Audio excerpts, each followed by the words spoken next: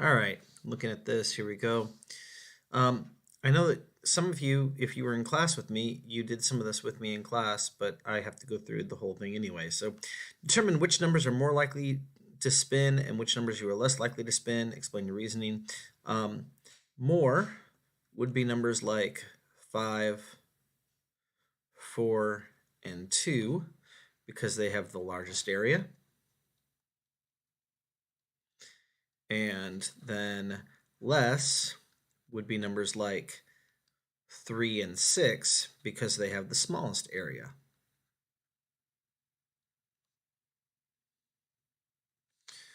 So next, we're looking at how many possible outcomes are there.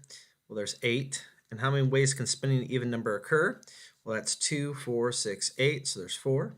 And how many ways can spinning a prime number occur? Well, let me remind you, prime numbers are 2, 3, 5, 7, 11, 13. They're numbers that are divisible by themselves in 1. So if we look here, we've got 2, 3, 5, 7. Those are the prime numbers in there, so there's 4. You randomly choose one marble from the bag, find the number of ways the event can occur, and find the favorable outcomes. So the number of ways, there's 2 purples, and so the way that you can choose a purple is by picking a purple, or picking another purple. Choosing not red. So not red is 1, 2, 3, 4, 5, 6. There's 6 not red. And the outcomes for 6 not red are purple, purple, blue, blue, green, yellow. Your friend finds the number of ways that choosing purple cannot occur, or choosing not purple can occur, sorry. Is your friend correct? Explain your reasoning. No, he's not correct because even though the colors are right, we've got, let me do this in a different color here. Let me go green. We've got 1, 2, 3, 4, 5, 6, 7. 7 marbles. There are 7 marbles that are not purple. Okay. Tell whether the statement is true or false. If it's false, change the italicized word to make the statement true. So spinning blue and spinning green have the same number of favorable outcomes. Well, let's look. Green has 1 outcome, blue has 2 outcomes. So that's not true. So this is false. What would make this true is if we had changed the word green to red. Spinning not green can occur in 3 ways. Well, if we look, this spinner has 1, 2, 3, 4, 5, 10 in total, 10 possible outcomes. And spinning it, you can land on 2 of them being green. So there's actually, this is false again, there's actually 8 ways of spinning not green. Your soccer team wins 3/4 of the time. So I just want you to see this. 3/4 divided by 4 is 0.75 times 100 is 75% of the time. 75% is bigger than 50 or greater than 50. So that means that this is likely. There's a 0% chance you will grow to 12 feet. That is impossible. The probability that the sun rises tomorrow is 1. That is certain. It rains 1/5 of the days in June, so 1 divided by 5 is 0.2 times 100 is 20%. So 20% is less than 50.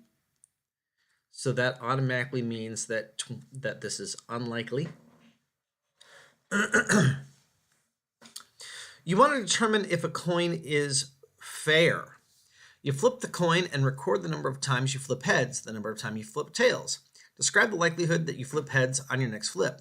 Well, if we look at the table, we can see that heads keeps coming up more often than not. So we would say that it's likely that you're going to get heads, whereas tails seems to show up very little. So we would say that it's unlikely. Now, do you think the coin is fair? No. It seems this coin is not fair because the likelihood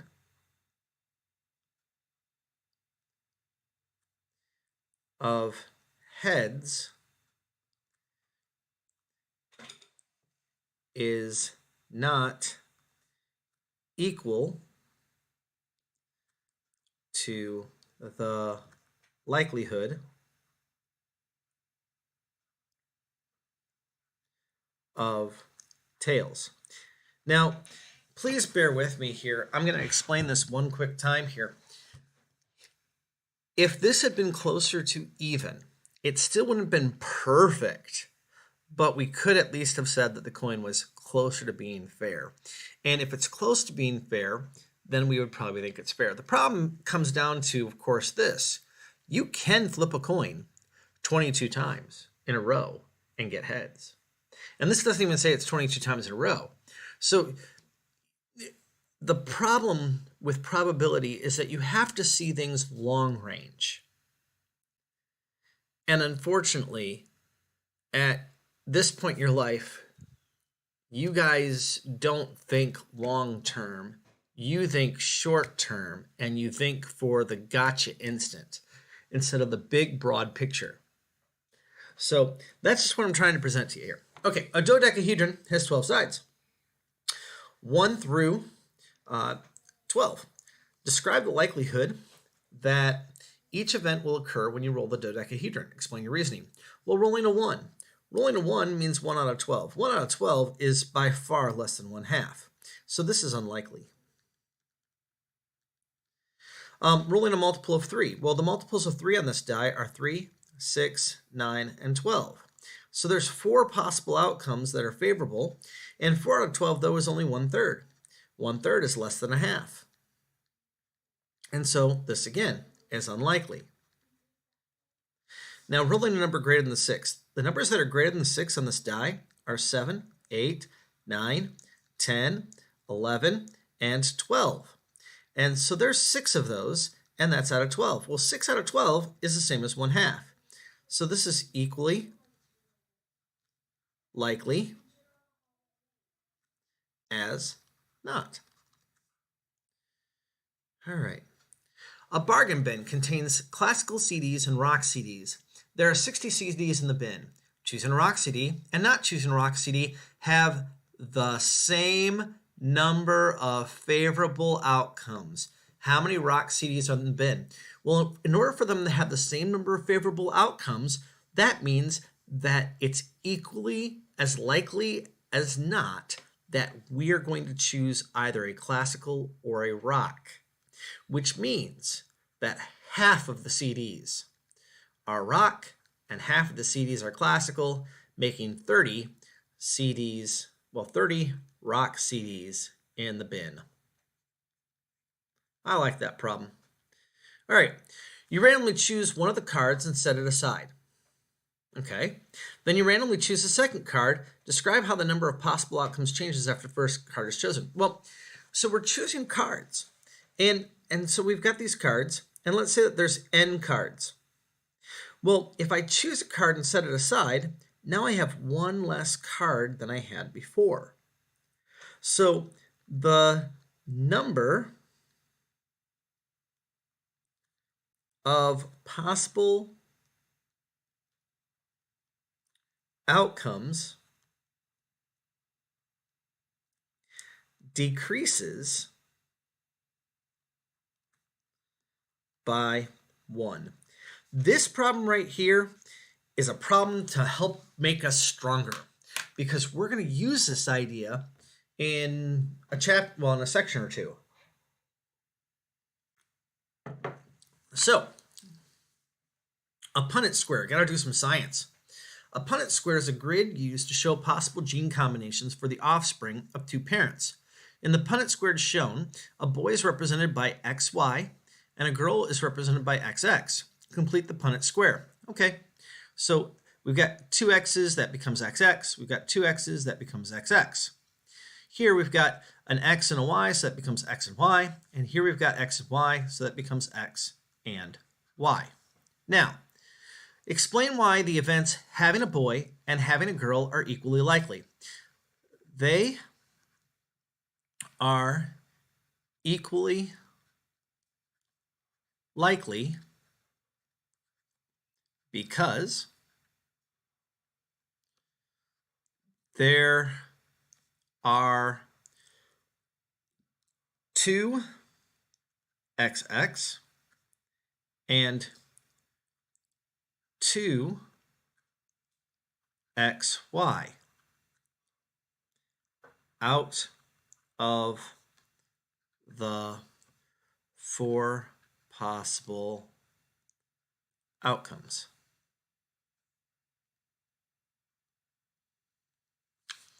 Two parents each have the gene combination CS. The gene C is for curly hair. The gene S is for straight hair.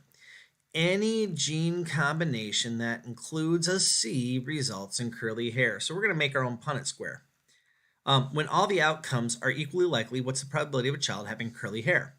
So CS and CS, and we put them together. CC, curly hair. CS, curly hair. CS, curly hair. SS, straight hair.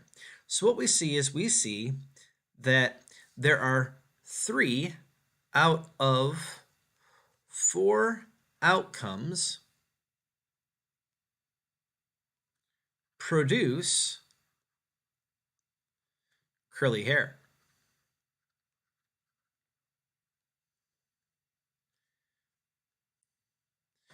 So the probability is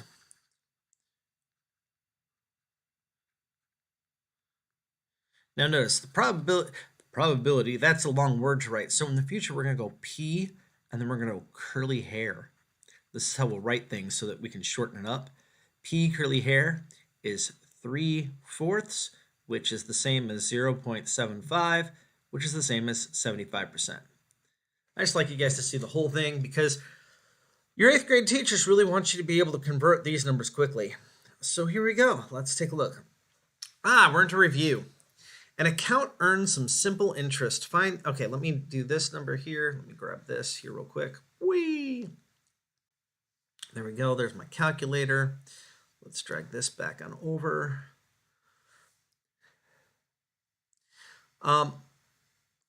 That should be find the interest earned. Whoops. An account earns simple interest, find the interest earned. So that's I equals PRT.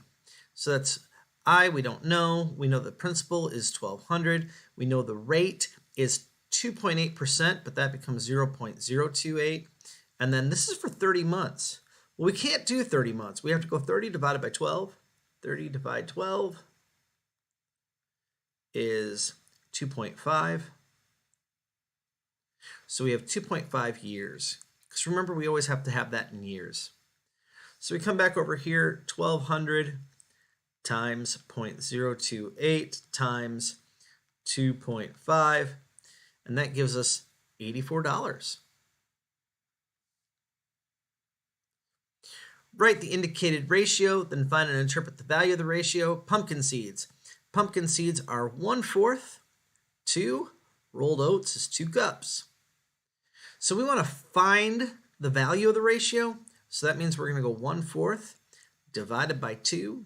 That's 1/4 times 1/2, and that's 1/8. Now we want to interpret the value of the ratio, and so the pumpkin seeds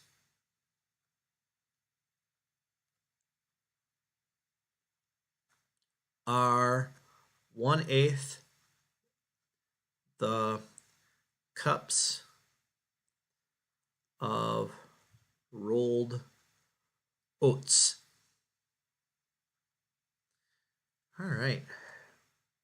Last two problems. B minus 2 is greater than or equal to 7, negative 7, so we add 2 to both sides. That's B is greater than or equal to negative 5.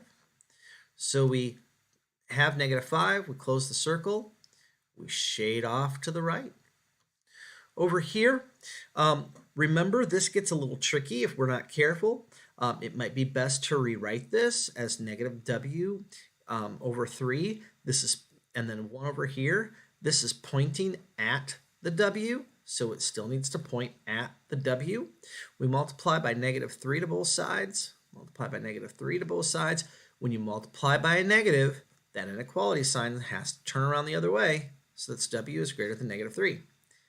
And so negative 3, open, and then shade to the right. Okay, so these are the problems from your homework. Hopefully this helps. Bye.